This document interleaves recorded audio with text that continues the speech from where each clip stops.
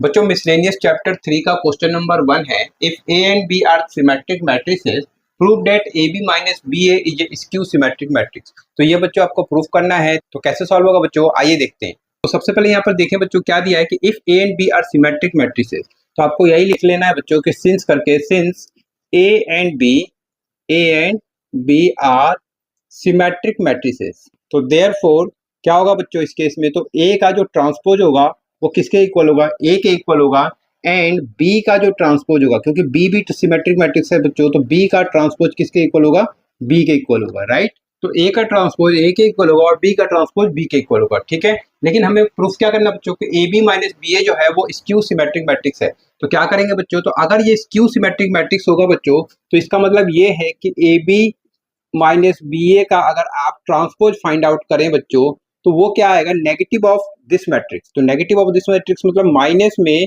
ये आना चाहिए ए बी माइनस बी ए। अगर ये केस आता है बच्चों, तो इसका मतलब ये है कि ए बी माइनस बी ए क्या हो जाएगा, स्क्यू सिमेट्रिक मैट्रिक्स हो जाएगा, राइट। तो यही आपको लेके आना है बच्चों। तो इसके लिए हम क्या करें, सबसे पहले इसका ट्रांसपोज फाइंड आउट करते हैं, राइट। तो आपको क्या करना है, तो आपको लिखना है नाउ, तो ए बी माइनस बी ए, तो ए बी माइनस बी ए का ट्रांसपोज। तो अगर आपको पता होना चाहिए कि ए माइनस बी का जब ट्रांसपोज करते हैं बच्चों, तो ये ट्रांसपोज इसके ऊपर भी आता है और ये ट्रांसपोज इसके ऊपर भी आता है। तो कहने का मतलब क्या है कि ए बी का होल ट्रांसपोज और ये जो बी ए है इसका भी होल ट्रांसपोज, मतलब ब्रैकेट के ऊपर ट्रांसपोज, ठीक है।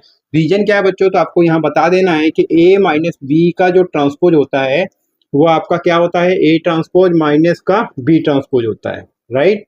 तो ये बात आपको यहाँ पर साइड में मेंशन कर देना है, करेक्ट। आगे बढ़ेंगे बच्चों। तो अब देखिए ए बी के ऊपर ट्रांसपोज है, तो आपको यहाँ पर पता होना चाहिए बच्चों, यहाँ पर सिंस करके मैं लिख देता हूँ कि अगर ए बी के ऊपर ट्रांसपोज आता है तो क्या होगा, बी के ऊपर बी ट्रांसपोज इनटू में ए ट्रांसपोज, तो इसका रिजल्ट ये आता है बच्चों। तो इसी तरीके से यहाँ पर देखें बच्चों, ए बी का ट्रांसपोज, तो क्या लिखेंगे, B transpose into A transpose. तो लिखते हैं बच्चों, तो ये क्या लिखेंगे, बी ट्रांसपोज और ये आपका ए ट्रांसपोज, ए का ट्रांसपोज हो जाएगा और इनटू करके आपका यह हो जाएगा बी का ट्रांसपोज। जिस तरीके से ए बी का transpose B transpose A transpose होता है, तो बी ए का ट्रांसपोज में क्या होगा, पहले ए का ट्रांसपोज होगा इनटू में बी का ट्रांसपोज, ठीक है।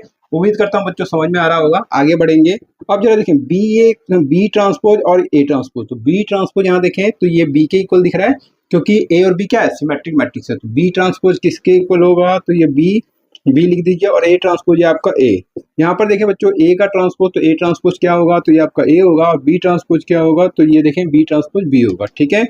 अब इस तरीके से इसका जो रिजल्ट आ रहा है वो ये आ रहा है, किसका रिजल्ट है ये, तो ए बी माइनस बी ए का ट्रांसपोज का, ठीक है। लेकिन आपको लेके क्या आना बच्चों, देखना है कि ए बी माइनस बी ए लाना है, ठीक है। तो इस केस में हम क्या कर सकते हैं बच्चों, तो यहाँ से मैं इसमें से माइनस कॉमन लेता हूँ, तो माइनस कॉमन लूंगा, तो इसको पहले लिख लेता हूँ बच्चों, तो माइनस का ए बी, और ये आपका प्लस का था, तो माइनस और माइनस ये आपका देख लीजिए प्लस हो गया, और ये आपका बी ए, करेक्ट। अब क्या हुआ बच्चों, तो इस तरीके से ए बी माइनस बी ए का जो ट्रांसपोज दिख रहा है वो आपका नेगेटिव ऑफ दिस मैट्रिक्स दिख रहा है, राइट। और अगर ये आपको नेगेटिव ऑफ दिस मैट्रिक्स दिख रहा है बच्चों, तो इसका मतलब ये है बच्चों कि देयरफॉर आप लिख सकते हैं कि ए बी माइनस बी ए जो होगा वो ये स्क्यू सिमेट्रिक मैट्रिक्स,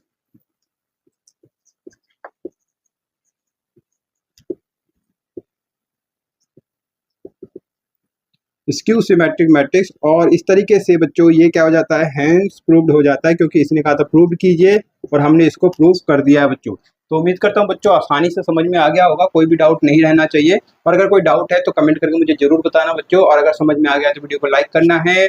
चैनल पर नए आए हैं तो प्लीज चैनल को सब्सक्राइब कर लीजिए बच्चों, क्योंकि इसी तरीके से एनसीईआरटी का आसान सॉल्यूशन में प्रोवाइड कराने की पूरी कोशिश करता रहता हूं आप लोगों के लिए बच्चों। तो प्लीज चैनल को सब्सक्राइब कीजिए, वीडियो को लाइक कीजिए और इस वीडियो को अपने फ्रेंड के साथ शेयर कीजिए। मिलते हैं नेक्स्ट वीडियो में बच्चों। आपने वीडियो को वॉच किया इसके लिए आप सभी का बहुत बहुत धन्यवाद बच्चों।